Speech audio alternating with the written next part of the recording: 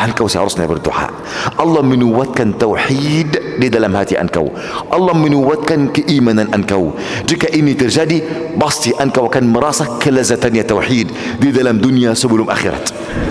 Bagaimana kita menanamkan tauhid di dalam hati kita, ya ikhwani? Ada banyak cara. Yang pertama, doa engkau kepada Allah. Engkau harus tulus setiap salat. Engkau ingin Allah menuatkan tauhidnya di dalam hati engkau. Jika engkau setiap hari memohon kepada Allah agar Allah menuatkan tauhidnya di dalam hati engkau, Allah Azza wa Jalla pasti akan menuatkan tauhid di dalam hati engkau. Dalilnya, ya ikhwani, jika Nabi SAW cerita di hadapan para sahabat, ada 70,000 orang akan masuk surga tanpa hisab dan tanpa adab. Lalu para sahabat radhiyallahu anhum, mereka, Nabi sudah masuk rumah, kemudian mereka tidak tahu siapa mereka.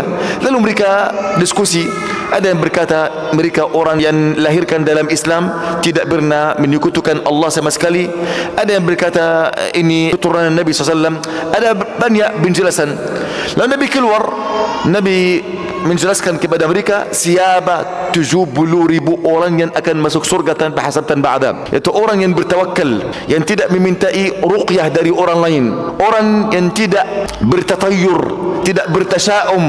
Artinya tauhid mereka sempurna, tauhid mereka sempurna. Lalu ada seorang di antara mereka namanya Ukasha bin Mihsan berkata, ya Rasulullah, doalah engkau ya Rasulullah untuk Allah agar saya menjadi di dalam 70,000 orang ini, ya Rasulullah. Kata Nabi, engkau termasuk dalam mereka. Ada seorang lain berkata, dan aku ya Rasulullah. Kata Nabi, sudah mendahului engkau Ukasha. Kata para ulama, bagaimana Nabi SAW mengetahui bahwasanya Ukasha termasuk ke dalam 70,000 orang? Allah subhanahu wa ta'ala menwahyukan kepada nabinya bahwasanya Ukasha termasuk di antara mereka. Kenapa ya ikhwani? Karena Ukasha senantiasa berdoa kepada Allah, memohon kepada Allah agar masuk surga tanpa hasad, tanpa adab. Jika Nabi menjelaskan tentang mereka, langsung beliau berdoa, bermohon, ya Rasulullah, aku ingin menjadi bersama mereka ya Rasulullah. Lalu Allah mengabulkan permohonan beliau.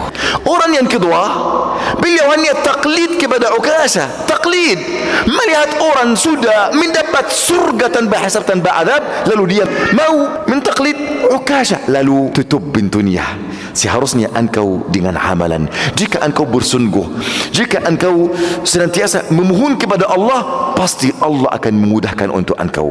Lalu ya ikhwani, cara yang pertama, engkau seharusnya berdoa. Allah menuatkan tauhid di dalam hati engkau. Allah menuatkan keimanan engkau. Jika ini terjadi, pasti engkau akan merasa kelezatannya tauhid di dalam dunia sebelum akhirat.